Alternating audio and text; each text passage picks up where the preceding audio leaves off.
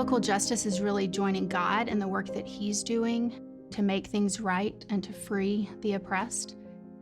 Biblical justice has to start with God's concern for the poor and God's specific concern for the most vulnerable in society. We are all created with an immeasurable value and immeasurable sense of worth that God has given us by being our creator.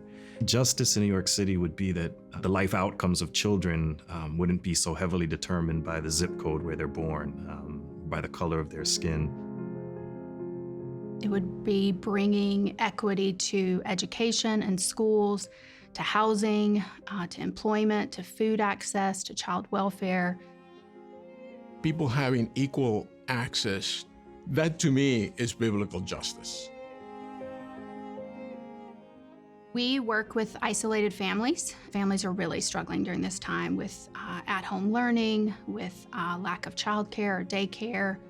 We provide practical resources and spiritual support and information to women who are facing unplanned pregnancies. With your unplanned pregnancy comes implicit biases about the value of the child you're carrying because you are a woman of color. We recognize that the people we serve, people experiencing homelessness, did not have a home to go to keep safe. Our mission is to empower immigrants to realize their God-given potential. Many of our students have been affected by COVID, or relatives, close relatives have been affected by COVID. Yet we have a triple pandemic. We have health pandemic, we have a racial pandemic, and we have an economic pandemic. And who is at the bottom of that are the people of color. And that's where the injustices and the inequities are magnified.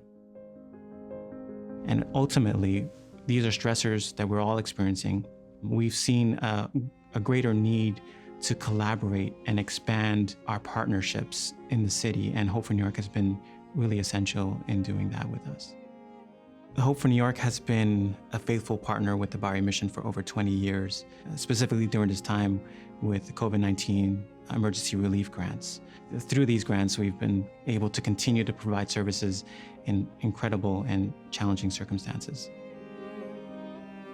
You expect a lot of funders to pull back. Hope for New York has only increased, and so that's helped us be sustainable and look into the future knowing that we can continue to connect with families. During the toughest months of the pandemic, we were able to get a relief grant from Hope for New York, which helped us having the resources to help them pay rent if they needed to help them pay a phone bill. And thankfully, we had also gotten the Paycheck Protection Program, CARES Act. We do virtual appointments now. We have received a capacity building grant from Hope for New York, and we also received a COVID emergency response grant. The combination of these two grants allowed us to set up a call center. Hope has taught us how to access resources in the midst of the turmoil that we're living in right now. We can not only survive, but to grow. I would love to see New York become a more just place again to help young people thrive. The ability for people to be treated with dignity and respect because they are made in the image of God. I think this is an opportunity for us, for all of us, as we face uncertain times. This is an opportunity for the church to remember its calling to share abundantly with each other.